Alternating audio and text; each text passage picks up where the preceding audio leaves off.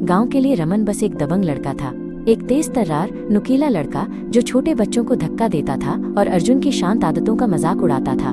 पर अर्जुन जो समझता था कि सतहें अक्सर झूठ बोलती हैं, उस छाया को देखने लगा जो रमन डालता था और वो जो उसका पीछा करती थी। ये गांव के कुएं पर हुआ। अर्जुन पानी भर रहा था जब उसने रमन को अनाज के एक भारी बोरे से जूझते देखा।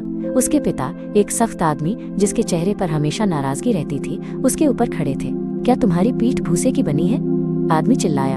एक असली बेटा इसे बिना कराहत के उठा सकता है, क्या मुझे ही सब कुछ करना पड़ेगा?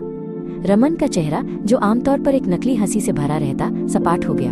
उसका विद्रोही स्वभाव गायब हो गया और उसकी जगह उसके कंधों के एक थके हुए झुकाव ने ले ली। उस पल वो दबंग नहीं बल्कि एक लड़का था जो कोशिश कर रहा था और नाकाम हो रहा था उस आदमी बनने की जिसकी उसके पिता ने मांग की थी। वो एक ऐसा बीज था जो पथरीली निर्दयी मिट्टी में बेताबी से उगने की कोशिश कर रहा था और जिसे स्वीकृति के पानी के लिए तरस रहा था।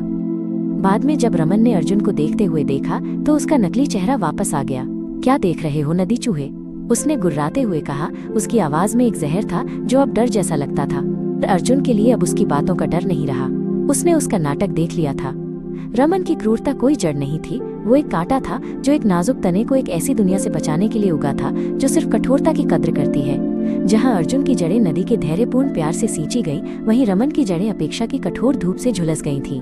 अर्जुन को अब गुस्सा नहीं आया, उसे एक अजीब दर्द भरी समझ महसूस हुई। दुनिया में सिर्फ छिपे हुए जलाशय ही नहीं होते, छिपे हुए दर्द भी होते हैं। और रमन की छाया को देखना मानवीय पीड़ा की जटिल भाषा का उसका पहला सबक था।